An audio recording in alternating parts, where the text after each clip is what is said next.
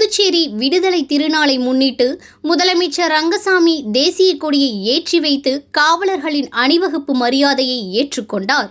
ஆங்கிலேயர்களின் கட்டுப்பாட்டில் இருந்த இந்தியாவிற்கு 1947ஆம் ஆண்டு ஆகஸ்ட் 15ஆம் தேதி சுதந்திரம் கிடைத்தது. ஆனால் பிரெஞ்சு ஆட்சியின் கீழ் இருந்த புதுச்சேரிக்கு அப்போது விடுதலை கிடைக்கவில்லை. இந்திய சுதந்திரம் அடைந்து சுமார் 7 ஆண்டுகளுக்கு பிறகு 1954ஆம் ஆண்டு நவம்பர் 1ஆம் தேதி புதுச்சேரிக்கு பிரெஞ்சு ஆட்சியில் இருந்து விடுதலை கிடைத்தது. இந்த நாள் புதுச்சேரியின் விடுதலை நாளாக கொண்டாடப்பட்டு வருகிறது.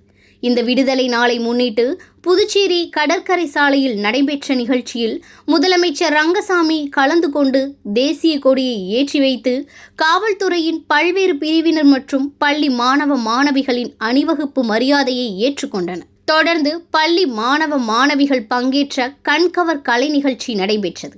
இந்த நிகழ்ச்சியில் அமைச்சர்கள், சட்டமன்ற உறுப்பினர்கள், அரசு துறை அதிகாரிகள், பொதுமக்கள் என அனைவரும் கலந்து கொண்டனர். இந்த நிலையில் ஜனநாயகத்தை படுகொலை செய்யும் பாஜக காங்கிரஸ் அரசை கண்டித்து புதுச்சேரி மற்றும் காரைக்காலில் விடுதலை நாள் விழாவை புறக்கணிப்பதாக திமுக அமைப்பாளர் சிவா தெரிவித்து விழாவை புறக்கணித்தார்.